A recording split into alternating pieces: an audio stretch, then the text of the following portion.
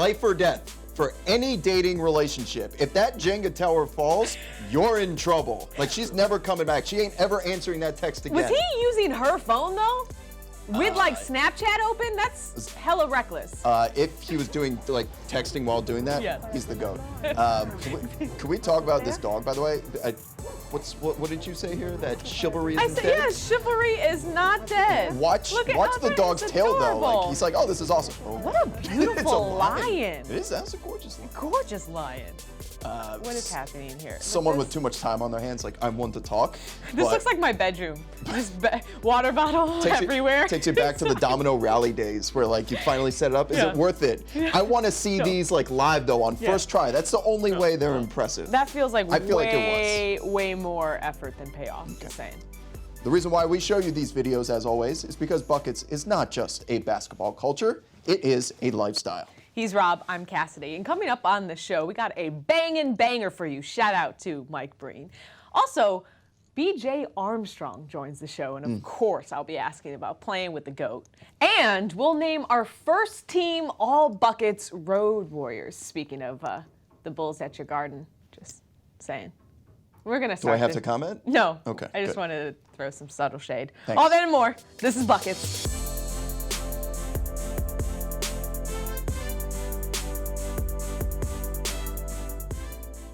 So we're about 2 weeks away from the trade deadline, but Woj bomb season is very much here. For instance, last week he dropped 2 bombs when it came to the Cavs emotional meeting and then the Kawhi report, and then this week, of course, the Blake Griffin trade. They got fleeced. I mean, what else do you want me to say? They got fleeced. This is not 2013, 2014 Blake Griffin. This is 6 surgeries later, 2018 Blake Griffin, and you gave up every asset that you have for this. Stand over here, just Pepsi swigging it up. LeBron's going to the Clippers, by the way. What? You can't just throw something. Is that none of your business? What's happening? He's all about his image. He doesn't want to live in the shadow of Kobe. All of a sudden, if the Clippers move DeAndre and Lou Williams, they're going to have as much cap room as the Lakers to go out and get LeBron and anyone he wants this summer. He's bought a giant house in Los Angeles. He's building the production studio. These are all public facts at this point. I'm just saying. You're saying that a whole the Clippers lot. are in Look, play. if that ever happens, it checks all the boxes. That's he wants to move to LA. Break Twitter. If it happens this year, for sure. So when it goes down, and when I'm talking about it's a Woj monster trade, free agency signing, injury. There are moments throughout the NBA season when there is A-list news, and you drop everything. And you're just scrolling your timeline over and over what's going again. on, drama, Refresh. chaos.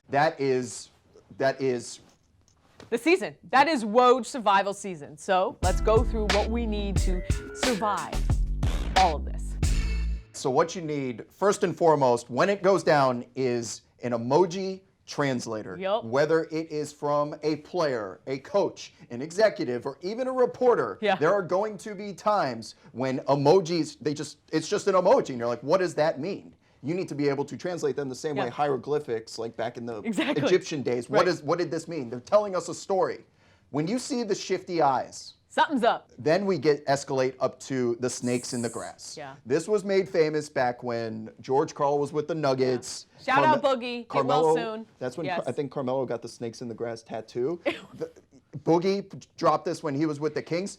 When you see the hourglass, that usually involves an ultimatum of some kind, which may be public or it may just be a private between the team. But like we've seen recently with Markelle Fultz kind of doing the it's over. Don't nobody talk to me. We may see an hourglass from him soon. I don't want to be here anymore. This means ASAP, I need to know. I don't know if it's I want to be here like Eric Bledsoe, but it means it could be. It means like time is a ticking. Yes. Banana boat. This happened during the DeAndre situation in Dallas when Chris Paul dropped the banana boat. If you see Chris Paul, Dwayne Wade, LeBron James, Carmelo Anthony drop these 2 emojis back to back, heaven forbid they all drop them simultaneously. This is the one thing that can melt NBA Twitter to the ground into a little pile of ashes that you just kick away forever. And ultimately, frog and coffee is the tea. It's tea. I'm sipping my tea.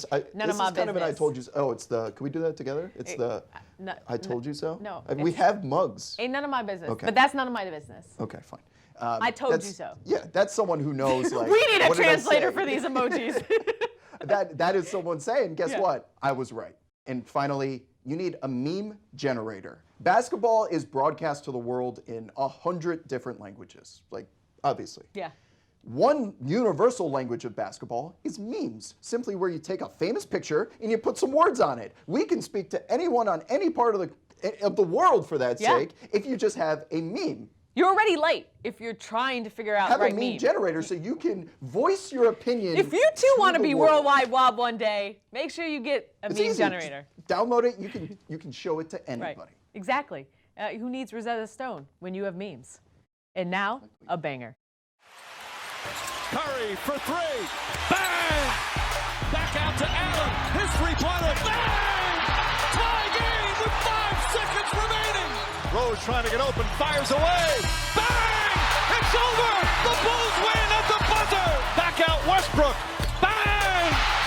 Bryant for the win. Bang! Nowitzki again for the lead. Bang! Lynn puts it up. Bang! Anthony for three. Bang! That one goes down. Curry way downtown. Bang! Bang! Oh, what a shot from Curry! And joining us now on the starting five, 3-time NBA champ with the Chicago Bulls, and agent to stars like Draymond Green, JaVale McGee, and Derrick Rose, the one and only BJ Armstrong. Thanks for joining us, BJ. Thank you guys so much. It's a pleasure. I've enjoyed watching the show from afar, and it's a pleasure to be here. Well, your sweatshirt is speaking. Yes. It took the words out of my mouth to begin with. Call my agent. And a big part of being an agent is being able to deal with crisis management, to be a fixer, if you will. So I want to dig a little bit deep into, how you fix things. So how did you handle that Draymond Green Snapchat snafu? Come on, Ray Donovan, tell us. First, it was with a lot of laughter. Make fun of ourselves and don't take ourselves too serious. First, let's get to the facts. Let's find out what really happened. And you know what? Nothing beats the truth. And Draymond and so many of our other clients, what really happened so that we can, get out in front of the story. But most importantly, just tell it like it is. You're absolutely right. Sometimes the cover-up is often worse than the crime.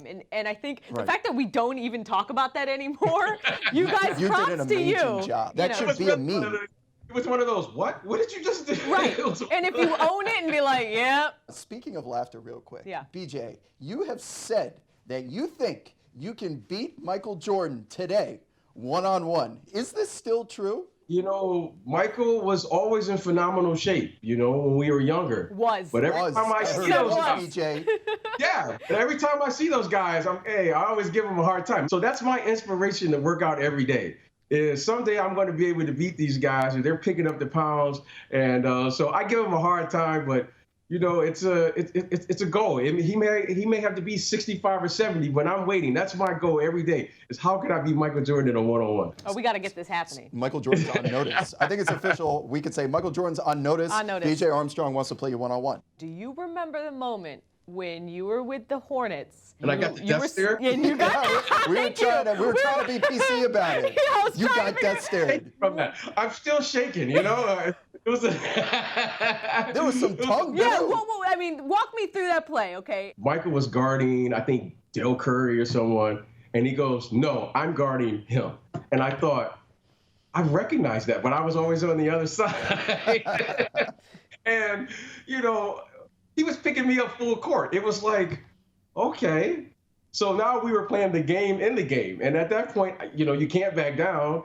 But I remember him having that focus and being on the other end of that and just seeing how intense he was. And I remember, and we still laugh about it to this day, but I remember he took it personal to defend me and said, I'm going after this guy. And it was a moment that I was like, okay, now I know what the rest of the league feels like. I mean, that's awesome. And I think that hatred, that competitiveness, like that's what defined basketball in the 90s. So you being a part of that era and now representing players in today's era, which era is better?